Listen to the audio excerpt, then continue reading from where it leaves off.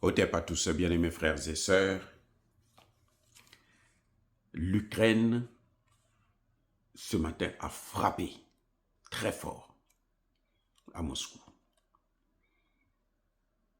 L'Ukraine a frappé en profondeur.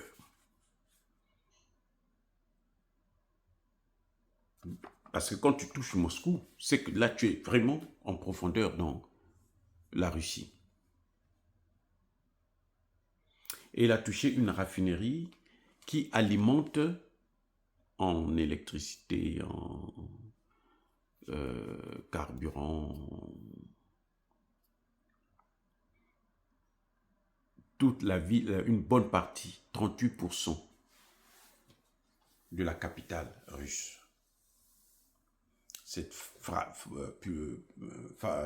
raffinerie a été pulvérisée, littéralement pulvérisée. Les Russes ont dit, ok, très bien, on va riposter. C'est ça le problème que j'ai avec les Russes.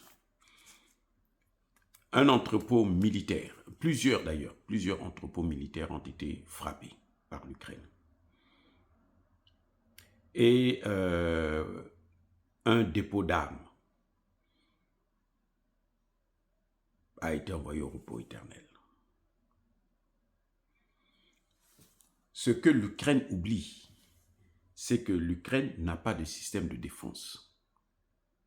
C'est-à-dire que l'Ukraine est devenue un passoire. Un ciel alors ouvert.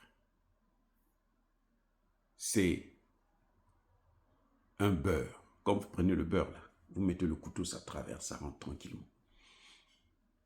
La Russie a donc décidé de riposter. Et au moment où je suis en train de parler, nous sommes dans la nuit de mardi, les Russes sont en train de frapper correctement l'Ukraine. Zelensky se rend au G7. Je ne sais pas en tant que qui, mais bon, ça on en discutera dans une autre vidéo.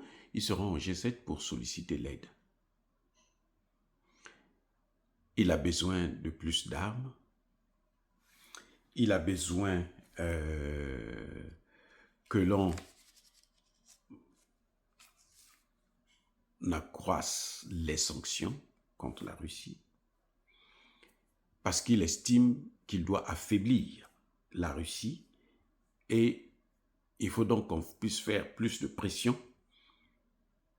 pour que probablement cette guerre s'arrête d'ici la fin de l'année. Donc Zelensky se donne encore 6 mois pour tenter de réduire l'économie russe à zéro et puis, bien entendu, compter encore plus de ces gens qui sont envoyés au repos éternel. 6 mois. Il veut la paix dans 6 mois, mais une paix où lui, il gagne la guerre. Vous voyez, c'est un rêveur, ce type. Les amis, l'oncle Sam n'a plus des moyens pour faire la guerre. Ce que vous voyez là, ce sont des petits actes de terreau, machin, tout ça. Parce que malgré ce que l'Ukraine est en train de faire, la Russie est en train de récupérer le Donbass. La Russie avance dans le Donbass, mais alors, lentement. Puisque lui, il sait, il a perdu. Donc il se dit, pourquoi protéger le Donbass? Vaut mieux faire du mal aux Russes. Je le laisse prendre le Donbass, moi je veux détruire son économie. Il croit détruire l'économie russe. Les amis, actuellement, après la Chine, ce n'est même plus l'Inde, c'est la Russie. La Russie est en train de prendre la place de l'Inde. Je répète, la Russie est en train de prendre la place de l'Inde. Pourquoi? Parce que l'industrie, la clé de l'industrie, c'est l'énergie. 1, l'énergie. 2, les matières premières. La Russie a l'essentiel des matières premières. La Russie est un pays qui peut vivre en autarcie, c'est-à-dire qu'elle n'a pas besoin de l'aide de n'importe quel autre pays. Et plus les Européens sanctionnent les Russes, plus l'Europe est en train de se dégrader. Les amis, plus les Européens sanctionnent les Russes, plus l'Europe est en train de se tirer une balle dans le pied et détruire son économie. Donc, ce que l'Ukraine est en train de faire, l'Ukraine est en train d'aggraver son cas. Je vous ai dit que l'Ukraine est en train de solliciter encore 20 milliards d'euros, alors qu'on lui avait donné 90 milliards il n'y a même pas 3 mois. Pour 2 ans, 2026-2027, il demande déjà 20 milliards. Et chaque fois qu'on fait l'échange des corps, on a un ratio de 50 sur 2000 à 3000.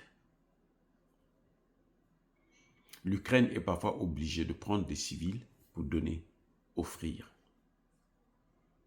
Oui. Bref, en fait, Zelensky ne veut pas la paix. Je ne sais pas ce que les Européens lui ont mangé, donné pour qu'il puisse manger, et puis il a perdu la tête. Mais bon, les amis, c'est encore quelque chose que il faut des spécialistes pour connaître ce qui se passe exactement. Parce qu'un homme ne peut pas être aussi naïf, aussi idiot que ce que je suis en train de voir, aussi ridicule. Tu sais que tu ne peux pas gagner la guerre. Tu peux faire du mal, mais toi tu vas subir plus. Ton peuple va subir plus, mais tu préfères ça que de se dire, bon écoutez, on va négocier et tout. Il veut en plus dicter, donner des ordres. Il dit, lui ne peut pas aller rencontrer Poutine à Moscou. Il veut que Poutine vienne en Europe. Il veut qu'il rencontre Poutine. Il veut un tête-à-tête avec Poutine et il demande à ses alliés européens du G7 de l'aider à mettre en place une rencontre entre lui et Poutine afin que cette guerre s'arrête avant la fin de l'année. Mais d'ici la fin de l'année, il doit d'abord donner une leçon aux Russes. Et il craint de passer le même hiver qu'il a passé en 2025-2026. C'est juste incroyable. Les amis, soyez bénis, j'ai dit.